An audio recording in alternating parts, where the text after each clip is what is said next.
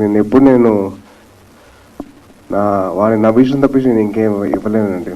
So making them happy, making them smile, అంతవరకు చేయగలుగుతాను. So వాళ్ళ ఆనందం నా ఎదుగు మీద, నా గ్రోత్ మీద ఉంటుందండి. So that is my biggest happiness అండి, to see them happy. And cinema దగ్గరికి వచ్చేసరికి వీళ్ళిద్దరు సినిమా చేస్తున్నారని చెప్పి తెలిసిన తర్వాత నాకు ఫోమో వచ్చింది. అమ్మా, నా ఫ్రెండ్స్ చేస్తున్నారు నా ఉద్దేశాన్ని. సో మా ఫ్రెండ్స్ ఎలాగైనా వదలకూడదు, చేయాలని చెప్పేసి వాళ్ళని ఫోర్స్ చేసుకొని నేను కావాలని, ఇది కాదురా, ఇది ఫీమేల్ ఓరియంటెడ్ సినిమారా, నేను చేస్తున్నా, నాకు చేయాలనుంది, నా ఫ్రెండ్స్ చేస్తున్నప్పుడు నేను కూడా చేస్తాను అని చెప్పి నేను వచ్చేసాను. సో ఒకసారి షూటింగ్ స్టార్ట్ చేసిన తర్వాత నవీన్ గారు వచ్చి, రే నువ్వు యాక్ట్ చేయొద్దురా, నువ్వు నీలాగే ఉండు, నీలాగా ఉంటే నాకు ఓకే అని చెప్పాడు.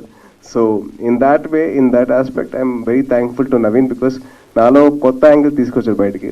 సో నవీన్ చేసిన చిన్న ప్రయత్నం